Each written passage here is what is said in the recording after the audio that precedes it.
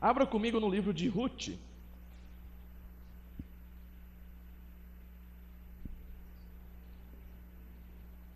Livro de Ruth. Comece a cantar a musiquinha do Diante do Trono, para chegar em Ruth. Josué, Juízes, Ruth. Ok? Livro de Ruth. É um livro que eu particularmente gosto bastante. Uma história até curta. Se você colocar para ouvir no aplicativo do celular, rapidinho você termina a história. São 4 capítulos apenas. Ruth, capítulo 1.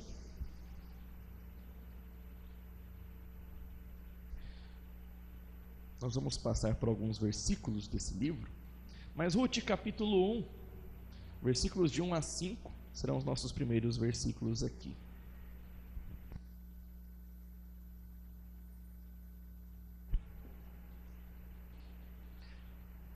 Hoje eu quero tratar sobre mais um tema da nossa série. Estamos caminhando para o encerramento dessa série.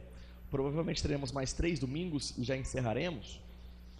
Hoje eu quero falar sobre a amargura. Um tema que pode não parecer tão geral para muitas pessoas, mas na verdade é bastante comum. E tem a ver com a questão do contentamento ou descontentamento, que conversamos semana retrasada. O descontentamento pode levar uma pessoa a se tornar irada constantemente, mas também o descontentamento pode levar uma pessoa a se tornar amargurada. Então são pecados ou circunstâncias da alma que estão conectados. E a amargura então é algo que vem do descontentamento. Eu quero conversar um pouquinho melhor sobre isso a partir da história de Ruth, mas também encontrarmos esperança dentro da história de Ruth. Quero me ater bem mais ao texto bíblico dessa vez, a história de Ruth, e assim também ir melhorando cada vez mais com relação à pregação da palavra, tá bom? Vamos lá, Ruth capítulo 1,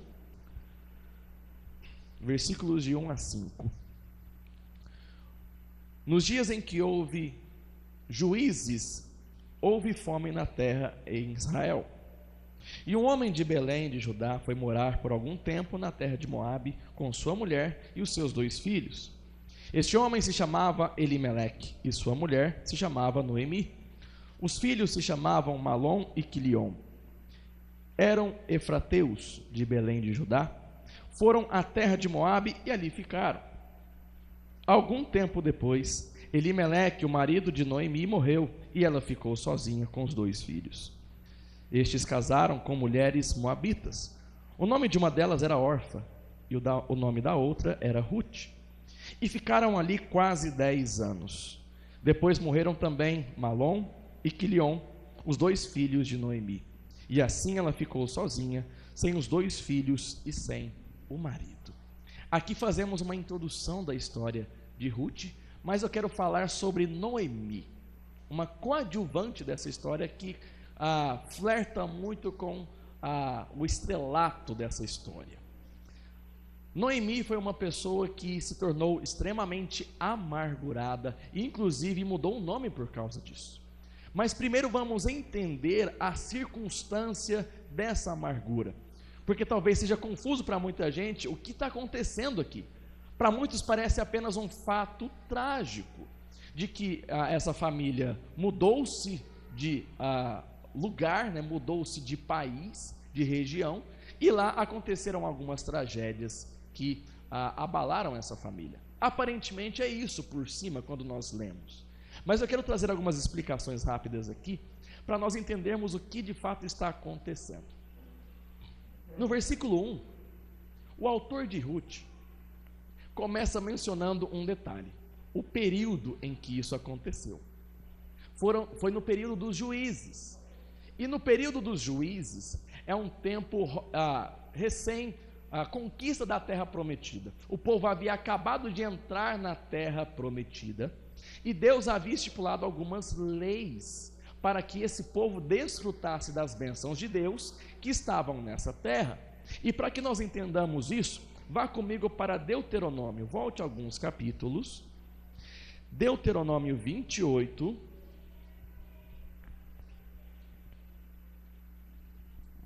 Deuteronômio 28, a partir do versículo 15.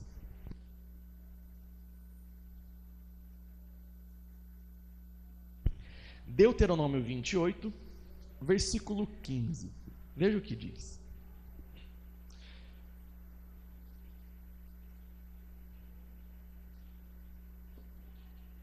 Deuteronômio é o quinto livro da Bíblia, ok? Deuteronômio é bem no começo da Bíblia, o quinto livro da Bíblia. Deuteronômio 28 traz o relato do pacto que Deus está fazendo com Israel. E quais seriam as consequências da obediência e quais seriam as consequências da desobediência. E aqui está então aquilo que Deus promete fazer em casos de desobediência do povo. Ok? Então, Deuteronômio capítulo 28, versículo 15. Diz o seguinte: porém, se não derem ouvidos à voz do Senhor seu Deus, deixando de cumprir todos os seus mandamentos e os seus estatutos que hoje lhes ordeno, então virão sobre vocês e os alcançarão todas essas maldições. 2 pontos. Malditos serão vocês na cidade e malditos serão no campo. Maldito será o seu cesto de cereais e maldita será a sua amassadeira de pão. Maldito será o fruto do seu ventre, o fruto da sua terra, e malditas serão as crias das suas vacas e ovelhas. Até aí. Vá comigo agora para o versículo 27 desse mesmo capítulo. Deuteronômio 28, versículo 27. O Senhor os ferirá com as úlceras do Egito, com tumores, com sarna e com coceira. E disso vocês não conseguirão se curar, ou seja, uma enfermidade mortal. Haverá fome e morte no meio de Israel. É uma promessa de maldição, de disciplina, de castigo da parte de Deus para um Israel que está desobedecendo. E isso aconteceu várias vezes no período dos juízes. Então, agora voltando ao contexto de Ruth, que aconteceu justamente nesse período dos juízes, nós vamos começar a entender o que está acontecendo, porque no versículo 1 do capítulo 1 de Ruth diz que no período em que julgavam os juízes, houve fome na terra. Então a consequência direta é justamente essa. O autor está entendendo que nós já conhecemos esse pano de fundo, em que se o povo desobedecer, uma das consequências seria fome, e houve fome na terra de Israel. Então o que está acontecendo aqui é que o povo de Israel estava em desobediência a Deus, e por isso houve fome na terra de Israel. As plantações não davam aquilo que eles esperavam, portanto era uma disciplina da parte de Deus, porque o povo estava em pecado.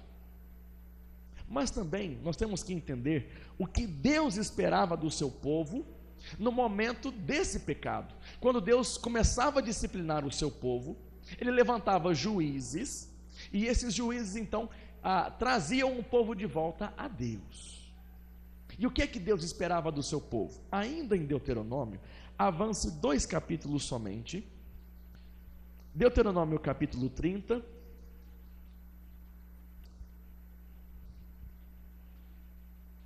Deuteronômio capítulo 30, versículos de 1 a 3. Veja comigo o que Deus esperava do seu povo quando o povo pecava e sofria as consequências dos seus pecados, ou seja, sofria as maldições da lei em Deuteronômio. Veja o que diz: quando todas essas coisas vierem sobre vocês, a bênção e a maldição que pus diante de vocês, se vocês se lembrarem delas entre todas as nações para onde o Senhor seu Deus os lançar, e voltarem para o Senhor seu Deus, vocês, os seus filhos, de todo o seu coração e de toda a sua alma, e derem ouvidos à sua voz, segundo tudo que lhes ordeno hoje, então o Senhor seu Deus mudará a sorte de vocês, e se compadecerá de vocês, e os reunirá de todos os povos, entre os quais o Senhor, o Deus de vocês, os havia espalhado. Resumindo, o que Deus esperava do seu povo era arrependimento, e quando o seu povo se arrependesse, então eles teriam de novo colheitas boas, eles teriam de novo prosperidade e paz na terra. Então a solução para aquela situação era o arrependimento do povo. Porém, agora volte comigo para o livro de Ruth e veja qual foi a decisão de Elimeleque e a sua família. Volte comigo para o livro de Ruth. Ruth capítulo 1, ainda no versículo 1. Nos dias em que os juízes julgavam, houve fome na terra de Israel. E um homem de Belém, de Judá, foi morar por algum tempo na terra de Moabe com sua mulher e os seus 2 filhos. O que é que este homem fez? A lei dizia que o povo precisava se arrepender dos seus pecados e então seria abençoado de novo com alimento. Mas o que ele fez foi se mudar. Eu vou buscar pão para minha família. Ele não teve sabedoria de entender aquilo que Deus planejava. Ele não fez uma escolha debaixo da vontade de Deus. Ele fez uma escolha rebelde a Deus. O que Deus queria era um arrependimento dele, mas o que ele fez foi pegar a sua família, pegar as suas malas e ir embora para outro país, onde havia promessa de pão, de alimento.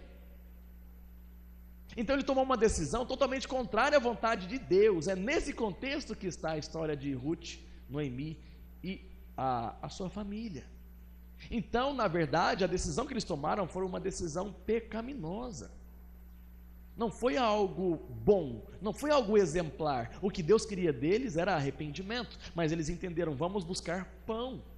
O que nos falta é oportunidades.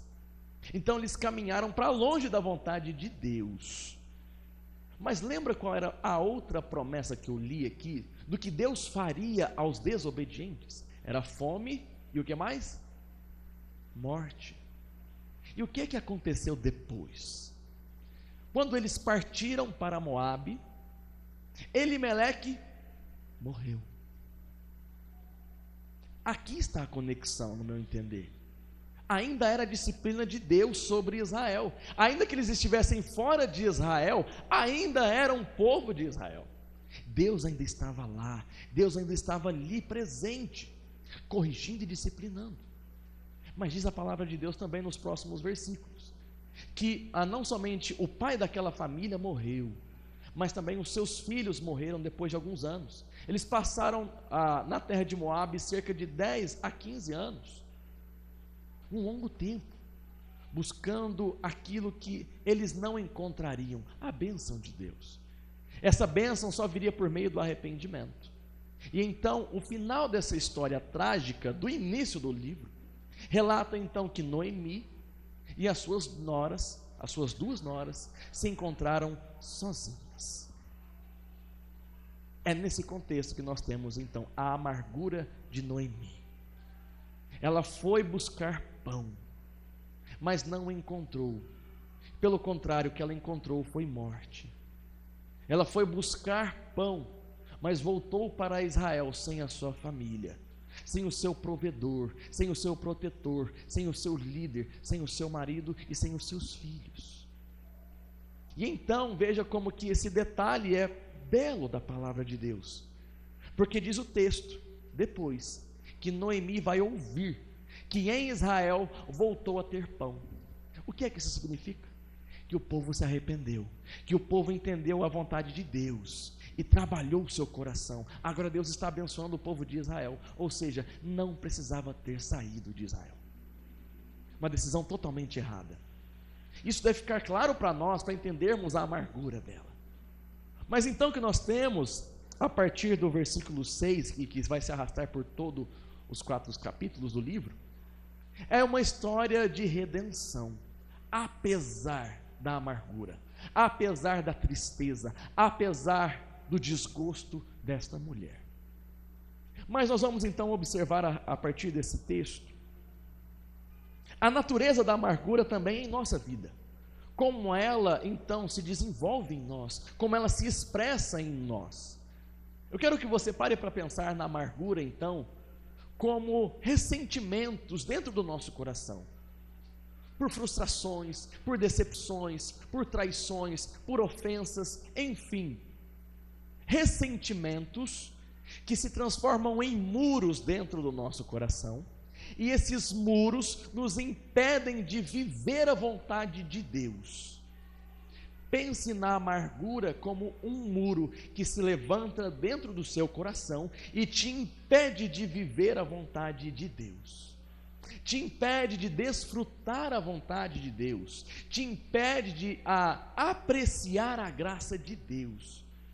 Porque esses muros te isolam numa condição em que você sequer deseja sair.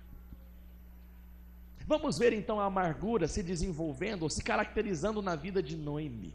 Vamos ver os sinais que ela nos deixa e que podem nos ensinar e nos ajudar a identificar como está o nosso coração. Acompanhe comigo agora os versículos de 8 a 9, ainda do capítulo 1 de Ruth. Ruth, capítulo 1, versículos de 8 a 9. Depois que houveram essas mortes, ela ficou sabendo que Deus havia restaurado a abundância de colheita no meio do povo. Tem alimento, tem pão de novo em Israel. Ela decide voltar para Israel. Porém, diz o seguinte: Noemi disse às suas noras: vão agora e voltem cada uma para a casa de sua mãe, e que o Senhor seja bondoso com vocês, assim como vocês foram bondosas com os que morreram comigo.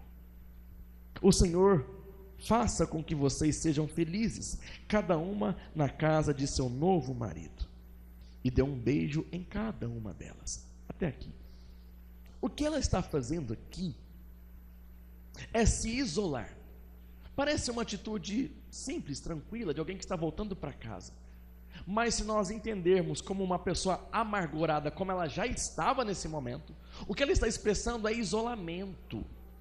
Uma pessoa amargurada é uma pessoa que se isola dos outros, é uma pessoa que não quer convivência, é uma pessoa que não quer frustração outra vez, foco aqui, é uma pessoa que não quer decepção outra vez, e o que ela passa a fazer é se isolar das pessoas, se isolar de novos relacionamentos, se isolar de amizades, se isolar até da própria família muitas vezes. Uma pessoa amargurada, então, ela busca se afastar das pessoas, porque a causa dos seus ressentimentos são justamente as pessoas. Ela passa a ser incapaz de confiar, passa a ser incapaz de acreditar, de se alegrar no relacionamento com outras pessoas, porque todo mundo passa a ser um inimigo dessa pessoa. Lembre-se, por exemplo, de Jonas. Quando Jonas pregou em Nínive, ele deveria se alegrar, porque viu um povo pecador se arrependendo na presença de Deus. Mas ele decidiu se isolar, porque estava amargurado com aquilo que Deus havia feito. Ele achava totalmente injusto aquilo. Ele não queria o arrependimento daquele povo, ele foi se isolar, longe de todos. Portanto, o primeiro sinal da amargura de Noemi, e o seu sinal também, será o isolamento. Quando você não quer convivência com as pessoas, porque você já não mais acredita nas pessoas. Você já não mais acredita na bondade das pessoas, de que elas podem te abençoar, te edificar, te ajudar. Mas existe também uma segunda característica. Veja comigo agora o versículo 13.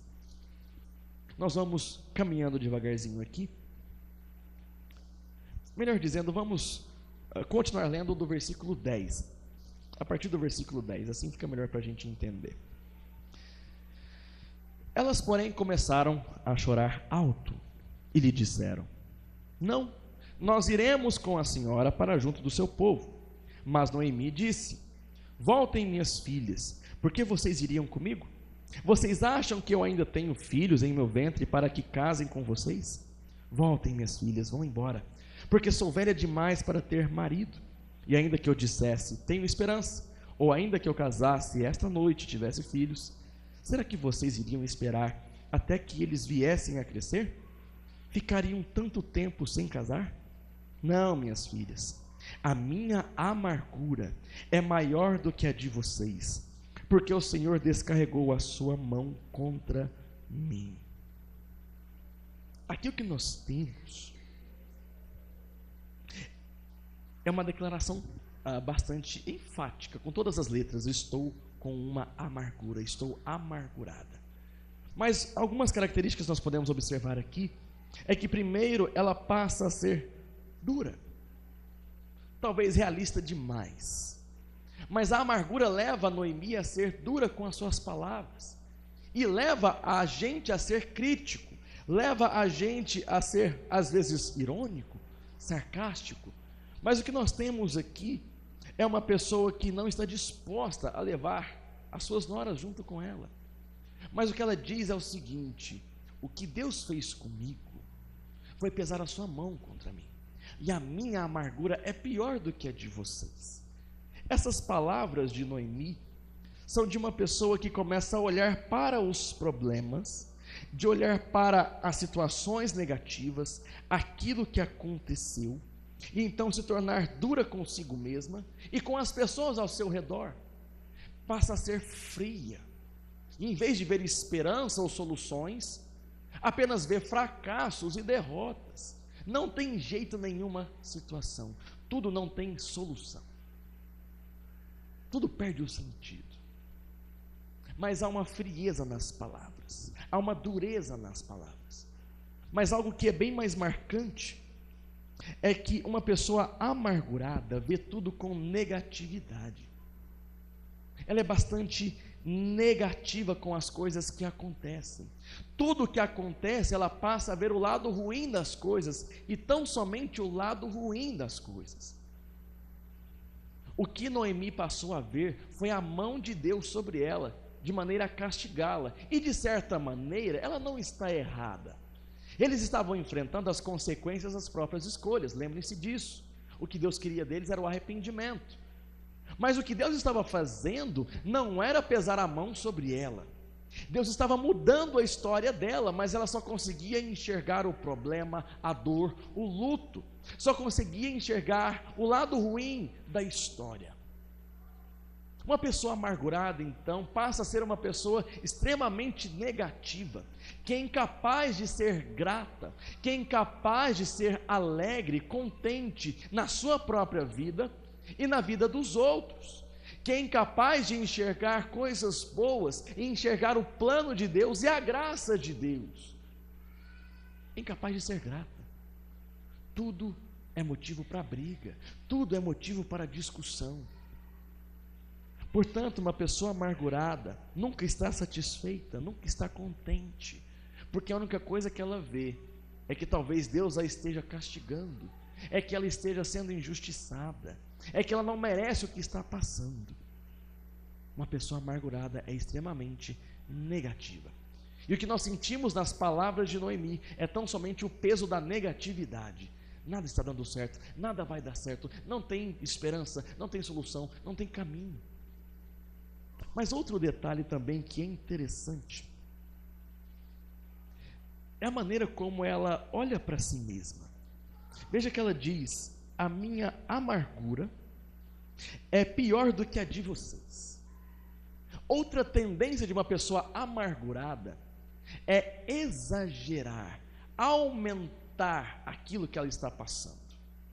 Uma pessoa amargurada não somente é negativa em tudo, mas para ela tudo é pior com ela, tudo é mais difícil para ela, tudo é mais intenso para ela.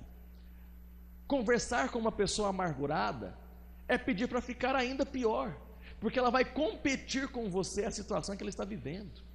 O que ela vai te dizer são coisas piores do que a sua. Para ela, tudo que ela está vivendo sempre será mais difícil, mais pesado, mais triste, porque ela só olha para o lado ruim das coisas, de tal maneira que a dor dela, a circunstância dela, a dificuldade dela sempre será pior do que a sua. A minha amargura é pior do que a de vocês. Portanto, em vez de você se aproximar da pessoa e dividir algo da sua vida e ser ajudado, consolado, encorajado, ela vai se afundar no poço e levar você junto, porque está totalmente amargurada. Mas também temos alguns outros detalhes. Eu quero que você vá comigo agora para o versículo 20, ainda do capítulo 1. Ruth, capítulo 1, versículo 20.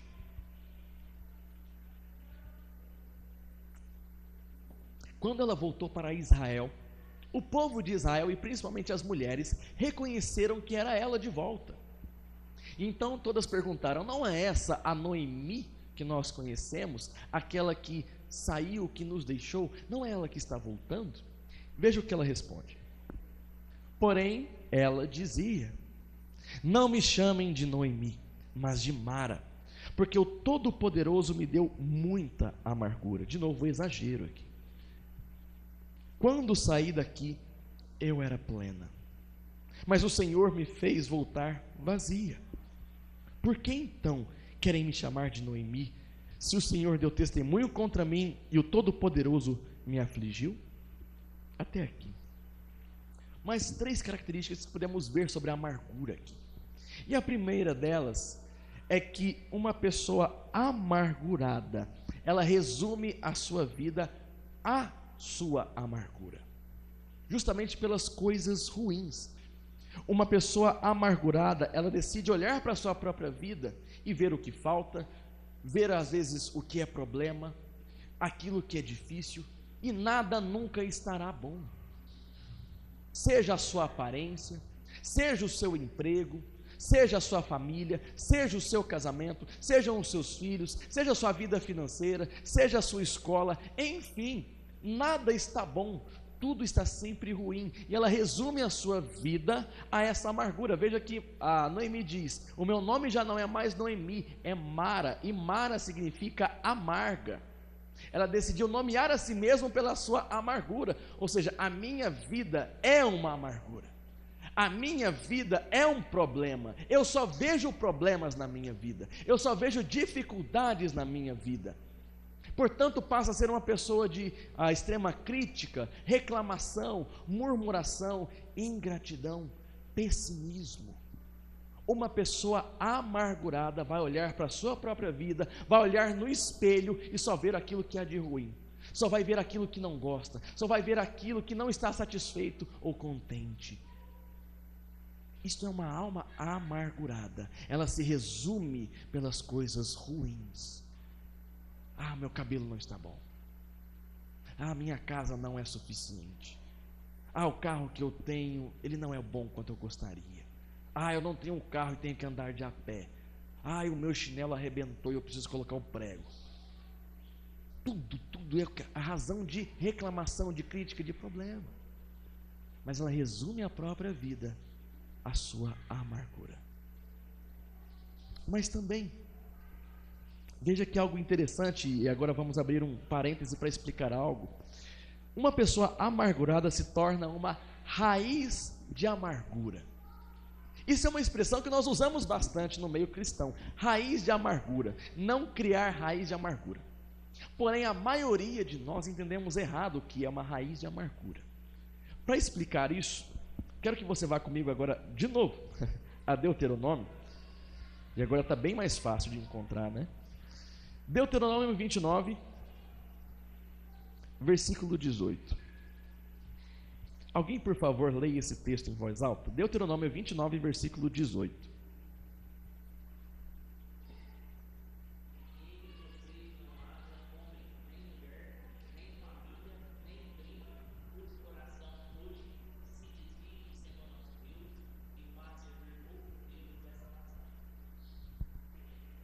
Isso, pode continuar, pode continuar.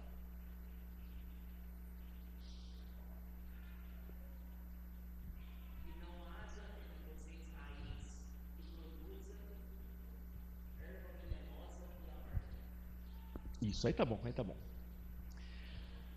O que Deus está dizendo é que quando houvessem pessoas mergulhadas na idolatria, essas pessoas poderiam influenciar os outros. E então, essas pessoas seriam uma raiz de erva amarga.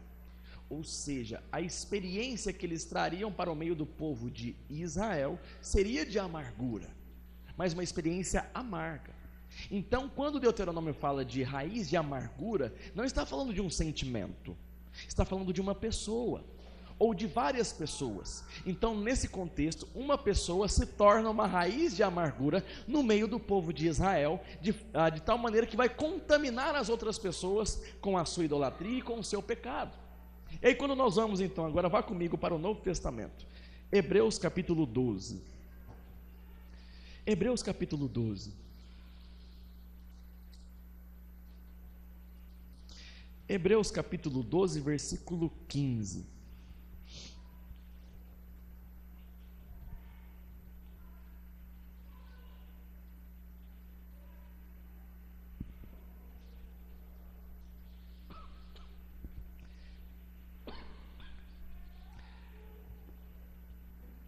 Hebreus 12, 15.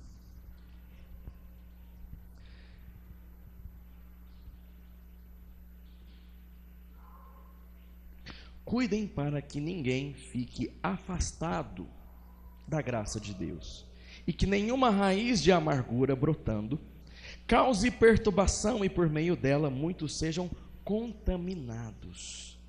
A mesma ideia de Deuteronômio é trazida para cá. Cuidem para que ninguém fique afastado da graça de Deus, e assim essa pessoa se torne uma raiz de amargura no meio da igreja. Então a raiz de amargura não é um sentimento que se cria no seu coração. É quando uma pessoa se afasta da graça de Deus e ela passa a contaminar outras pessoas com a sua amargura e afastamento da graça de Deus. Porque foi isso que aconteceu com Noemi.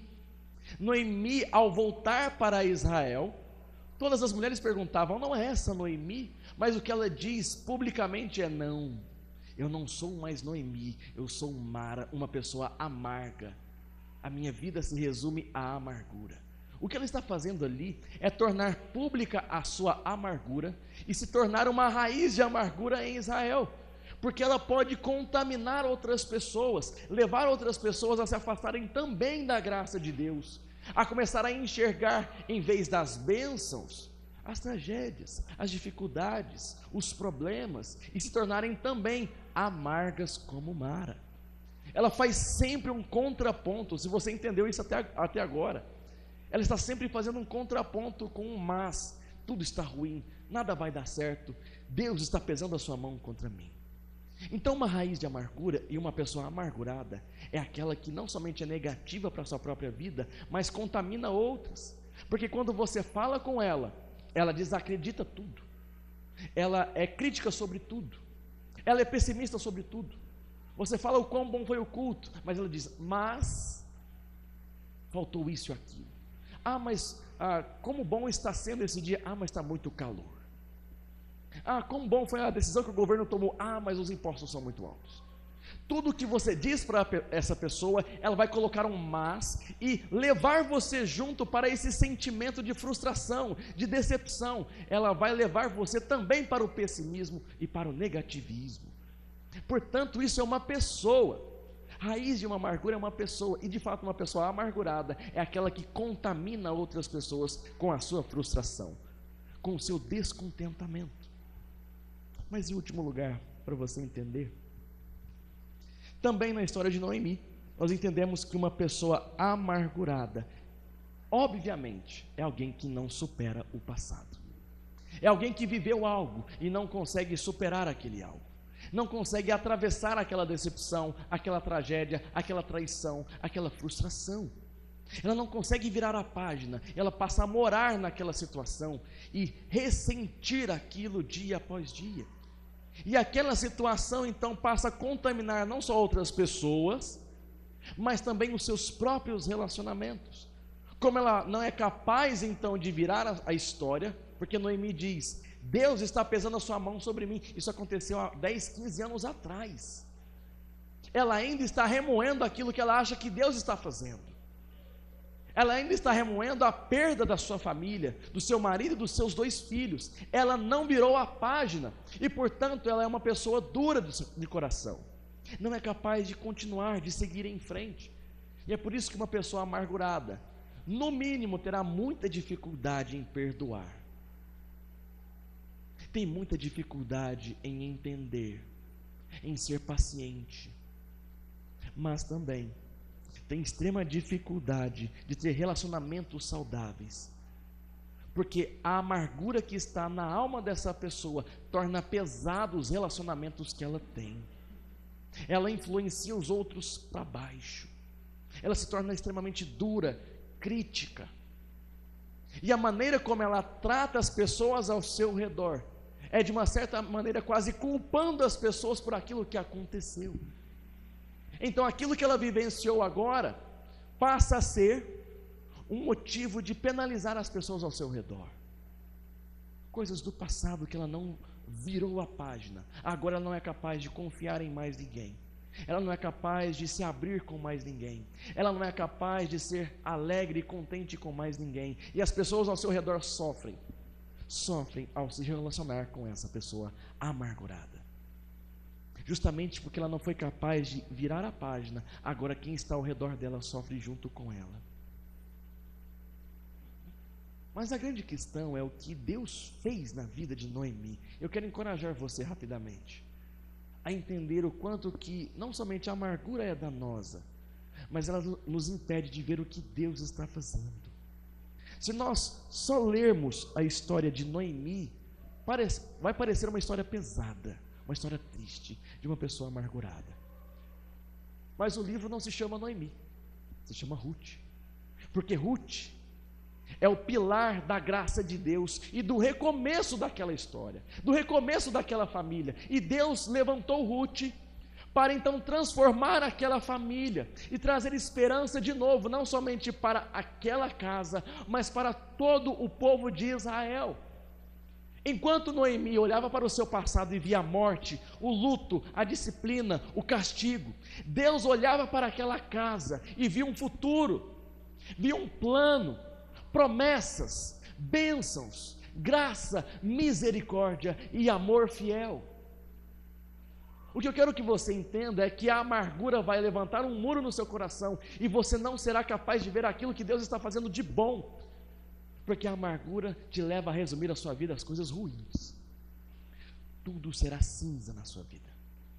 E assim era a vida de Noemi. Mas como foi que Deus trabalhou isso? E chegaremos ao final da história de Ruth de uma maneira alegre, colorida e feliz. O primeiro passo que Deus deu, ainda no capítulo 2, vá comigo agora, nós vamos nos manter no livro de Ruth e não sairemos de lá mais. Ruth, capítulo de número 2. Ruth, capítulo de número 2. E vamos ver o que Deus começou a fazer na história dessa família e dessa mulher tão amargurada. Nós já vimos o que estava dominando o coração dela, mas agora veremos o Deus que dominou a história dela. Ruth capítulo 2, versículos 10 ao 12.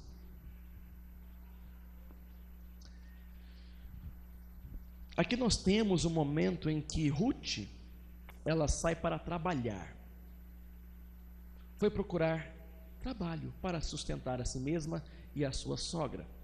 E ela encontra a lavoura, a colheita de um homem chamado Boaz. E lá ela é bem tratada. Então ela começa a conversar com este homem, dono dessa fazenda. E diz o seguinte, o versículo 10. Então Ruth se inclinou e, encostando o rosto no chão, disse a Boaz: por que o Senhor está me favorecendo e se importa comigo, se eu sou uma estrangeira? Boaz respondeu: já me contaram tudo o que você fez pela sua sogra, depois que você perdeu o marido. Sei que você deixou o pai, mãe e a terra onde nasceu e veio para um povo que antes disso você não conhecia. O Senhor lhe pague pelo bem que você fez. Que você receba uma grande recompensa do Senhor, Deus de Israel, sob cujas asas você veio buscar refúgio. O olhar que não somente Boaz, mas toda a comunidade tinha sobre Ruth, era um olhar de admiração. Que mulher Deus trouxe para o nosso meio. Alguém que decidiu deixar o seu povo para cuidar da sua sogra. Ela abriu mão, a princípio, de um novo casamento, de estar perto da sua família, dos seus pais, para estar junto com a sua sogra, e assim cuidar dela que estava ali solitária. É nesse contexto então que Boaz diz: você é uma mulher de destaque. Nós sabemos o que você fez pela sua sogra, e que Deus te abençoe pelo que você fez. O que está acontecendo aqui? Veja que quando Noemi decide voltar para Israel com a sua nora Ruth, que está aqui mencionada, ela volta triste e amargurada, e ela diz: a minha vida é uma amargura. Mas a pergunta é: o que as pessoas ao redor estavam vendo sobre a vida de Noemi? Graça de Deus. Olha o quanto Deus está sendo bom com Noemi. Trouxe ela de volta e ela veio com uma nora que está cuidando dela. Veja como Deus é bom. Então as pessoas ao redor de Noemi, em vez de verem os problemas, viam a graça de Deus. E aqui fica a primeira lição para nós. O que você precisa fazer, o que você precisa ser, é uma pessoa rodeada de pessoas piedosas, rodeado de pessoas que conhecem a Deus e que enxergam a graça de Deus na sua vida. O problema é que nós nos cercamos de pessoas que vão reclamar junto com a gente, pessoas que vão sofrer junto com a gente no pior sentido, pessoas que vão jogar a gente ainda mais para baixo e vão fechar a tampa do caixão. O que você deve fazer então é se cercar de pessoas piedosas que vão olhar para a sua vida e, apesar dos problemas que você vive, da história que você viveu, vão enxergar a graça de Deus para te dizer: Deus é bom na sua vida, para te mostrar o amor de Deus na sua vida, mesmo na luta e no luto, mesmo na tragédia e na provação, e vão poder olhar para você e com discernimento dizer: Deus está presente na sua história. Deus então conduziu Noemi para esse meio, para de volta a Israel, para ser cercada de pessoas que viam a graça de Deus, pessoas que, apesar de lidarem com Noemi e com a sua amargura, diziam: Deus foi bom com ela, porque deu para ela uma nora que vai cuidar dela. Portanto, o que você deve fazer é cercar-se de pessoas piedosas, pessoas com sabedoria e com discernimento, que vão olhar para você, para a sua vida, para a sua família, para a sua história e dizer: Deus ainda assim é bom na sua vida, Deus ainda assim é maravilhoso sobre você, sobre a sua casa, apesar do que você viveu, apesar do que você passou. Cerque-se de pessoas que não somente são positivas, mas pessoas que são realistas perante a graça de Deus, que têm a coragem de dizer: Deus ama você. Cerque-se de pessoas assim.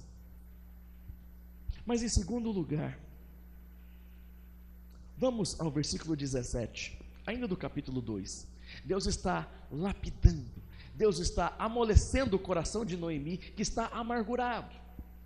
Primeiro, Deus cercou ela de pessoas que viam a graça e a misericórdia de Deus, para falarem para ela, para denunciarem para ela: Deus ama você. Mas em segundo lugar, veja o que diz o versículo 17 até o versículo 20. E assim Ruth esteve apanhando espigas naquele campo até de tarde. Depois debulhou o que havia apanhado, e foi quase 20 litros de cevada.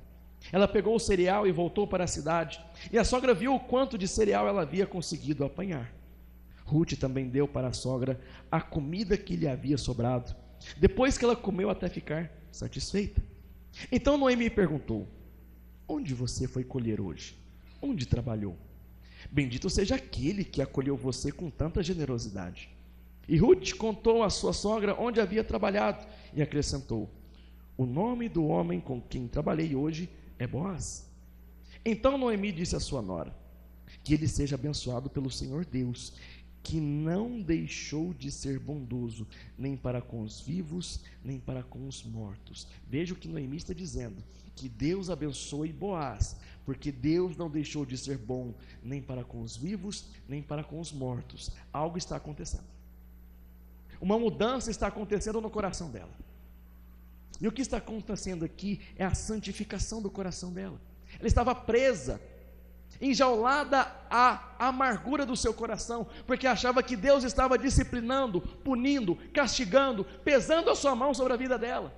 Mas quando ela vê que Ruth chega em casa e tem janta, tem abundância, tem sustento, tem provisão, tem um lugar seguro para ela continuar trabalhando, ela para pensar: Deus se lembrou de nós. Deus continua abençoando tanto os vivos quanto os mortos. E o que seria essa ideia dos mortos? Não é que Deus está abençoando os mortos no sentido literal, mas é porque há uma lei do levirato aqui que eu aconselho você depois a pesquisar na internet o que seria isso.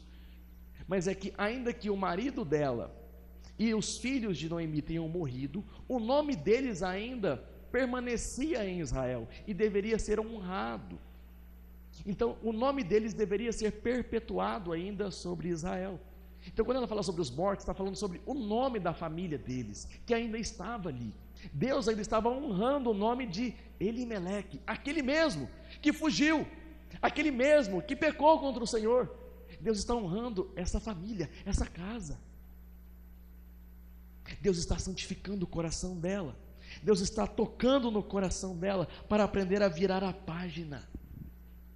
Porque quando nós somos amargurados, nós somos incapazes de fazer a vontade de Deus, como por exemplo, perdoar.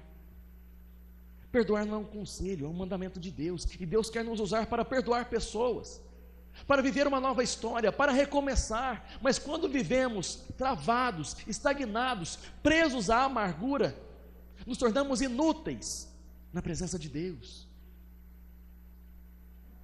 O que Deus está fazendo é trabalhar no coração dela, para que ela possa ser útil nas mãos de Deus, santificando o coração dela, trabalhando no coração dela para que ela possa perceber a sua vida por aquilo que de fato é, uma vida debaixo da graça de Deus, apesar daquilo que aconteceu.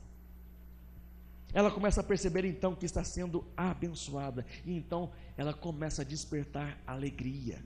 Não sei se você lê a Bíblia como eu estou lendo, mas as palavras de Noemi é como se crescesse como uma flor que está desabrochando, é como se uma alegria começasse a nascer, é como se o sol começasse a surgir, começa a vislumbrar uma outra pessoa, porque ela vê bondade, ela vê graça da parte de Deus, ela está encontrando alegria outra vez.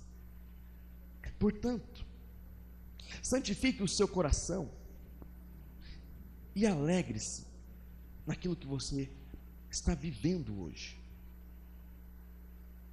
Santifique o seu coração do seu passado, supere o seu passado, aquilo que passou, passou.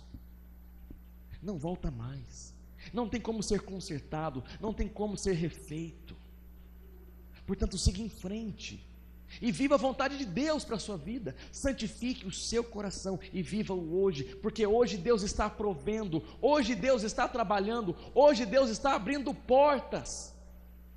Mas se você morar no passado, na sua amargura daquilo que aconteceu, você não verá essas portas abertas, você não verá o Deus que abençoa os vivos e os mortos. Portanto, vire a página, deixe o seu passado para trás, deixe o que aconteceu lá atrás. Viva o hoje, viva o agora e veja com alegria o que Deus tem feito sobre a sua vida, sobre a sua casa, sobre a sua história. Mas em terceiro lugar, agora vá comigo para o final dessa história, porque muita coisa aconteceu, e eu indico que você leia toda essa história em casa. Mas capítulo 4 do livro de Ruth, outras 3 lições para a gente encerrar aqui. Capítulo 4 do livro de Ruth, veja comigo os versículos de 13 a 15.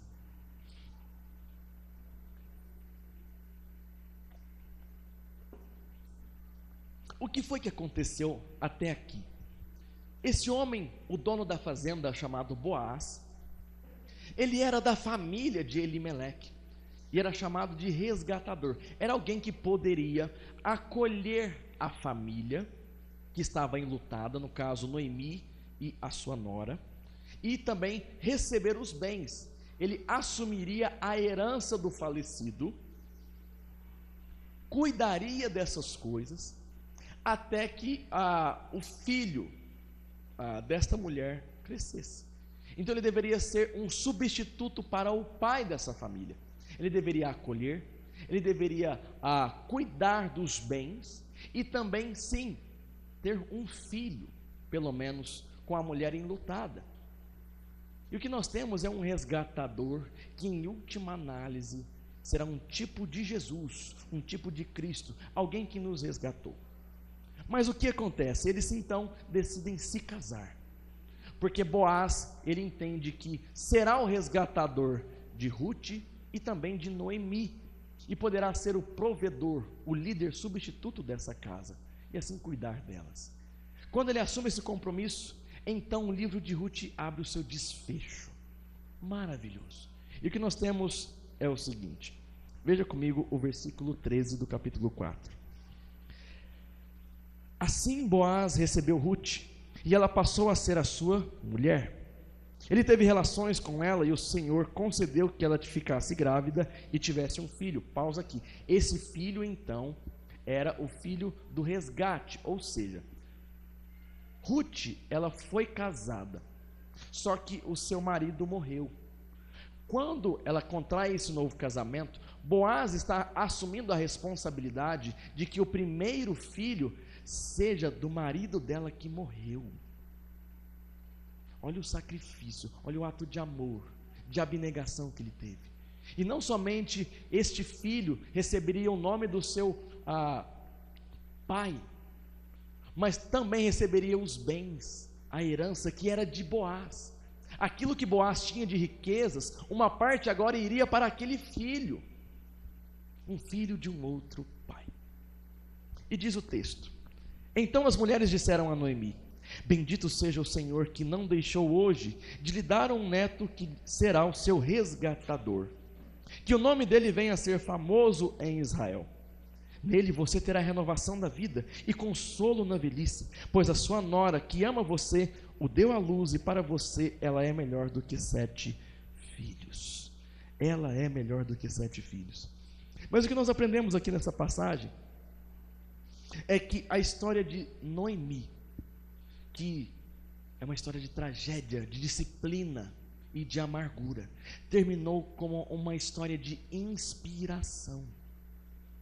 As mulheres em Israel olhavam para Noemi e viam a graça de Deus, viam a bondade de Deus e louvavam a Deus por aquilo que Ele fez na vida dela. Era uma história de inspiração, de encorajamento, de exemplo da graça e do amor de Deus. O que nós temos aqui então a aprender é que uma pessoa amargurada deve repensar a maneira como olha para a própria história. Eu quero encorajar você a olhar para a sua história e a usar a sua história não como um exemplo de que tudo deu errado, de que tudo é um fracasso, de que tudo é uma tragédia, de que tudo é um problema. Mas eu quero que você passe a pensar e a olhar para a sua história, entendendo que pela graça de Deus, apesar das tragédias, apesar dos fracassos, apesar dos problemas, apesar das frustrações, a sua história é um exemplo por aquilo que Deus faz na sua vida, por aquilo que Deus faz dentro de você, por aquilo que Deus faz na sua casa, na sua família, na sua história. A sua história deve ser uma história de recomeço, de alguém que olha para o alto e continua vendo esperança para seguir em frente a cada dia. Uma história que consegue observar em cada detalhe a graça e o amor de Deus. Que a sua história sirva de inspiração, de recomeço, de resgate, de restauração, de perdão, de misericórdia e amor fiel de Deus. Escolha contar a sua história, não pela sua amargura, mas pelo amor de Deus. Aquilo que Deus fez é grandioso. Aquilo que Deus está fazendo na sua vida é grandioso. Abra os seus olhos para ver. Portanto, use a sua história para ser inspiração para outras pessoas que também sofrem, que também estão amarguradas, que também estão tristes, que não conseguem virar a página, que não conseguem perdoar. Use a sua história para seguir em frente e inspirar outras pessoas a olharem para o alto e ver o Deus que nos ama. Mas ainda nesta passagem, veja o que as pessoas dizem para Noemi. Elas dizem no versículo 15: nele você terá renovação da vida e consolo na velhice, pois a sua nora que ama você, isso vai ser muito importante, o deu à luz e para você ela é melhor do que 7 filhos. Noemi voltou para Israel vazia, e veja que a percepção dela tinha sido totalmente alterada, porque ela diz: eu fui plena para Moabe. Mentira! Eles foram frustrados, eles se mudaram em busca de pão. Mas ela dizia lá no capítulo 1: eu fui plena, mas voltei vazia. Muito pelo contrário, ela foi vazia e voltou pior ainda. Mas o que está escrito aqui é o que Deus está fazendo por ela. Noemi foi liderada por um homem que não tinha sabedoria, por 2 filhos que também não tinham sabedoria da palavra de Deus, e sofreu as consequências disso. Mas o que Deus deu para ela depois foi uma nora que foi capaz de substituir o seu marido e os seus 2 filhos. Uma nora que foi totalmente sábia, zelosa, dedicada, prudente. Uma nora que foi melhor para ela do que 7 filhos. Uma nora que foi capaz de cuidar dela de uma maneira que o seu marido e os seus filhos não fizeram. O que ela recebeu foi algo de valor. Portanto, o que Deus fez ali foi apresentar para Noemi: eu tenho algo muito maior agora do que aquilo que você se apega ao passado. O que eu estou te apresentando hoje é algo de muito maior valor e você precisa enxergar, Noemi. Portanto, valorize o que Deus te dá hoje. O problema de sermos amargurados é que nós moramos no passado e lamentamos aquilo que perdemos ou sofremos, e não enxergamos aquilo que há de bom, maravilhoso e valioso no dia de hoje.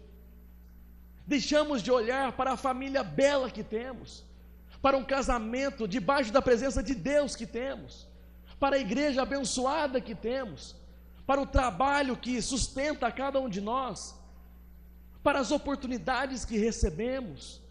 Nós deixamos de valorizar o nosso hoje, porque ficamos morando no passado, atrás dos muros da amargura. Mas o que Deus leva Noemi a ver, a sentir, a experimentar, é um verdadeiro contentamento naquilo que ela tem, naquilo que ela é, no seu hoje, no seu presente. Ela tem um neto, ela tem alguém que lhe será por filho, porque Noemi decidiu cuidar deste neto como se fosse o seu próprio filho. Ela recebeu uma nova história. Ela tinha não somente uma nora valiosa, ela tinha Boaz, que era rico, mas era honesto, era temente a Deus, estava bem cuidada. Mas não somente isso, ela recebeu a oportunidade de cuidar de uma nova vida, de recomeçar a sua história. E a opção de Noemi foi então seguir dali em diante, amar aquele neto e viver por ele, entendendo que ele era parte da graça de Deus, do plano de Deus sobre a vida dela. Portanto, pare de olhar para o passado, pare de morar nas coisas que amarguram o seu coração. Olhe para o hoje, olhe para o que Deus está fazendo na sua vida, para o que Deus está te dando.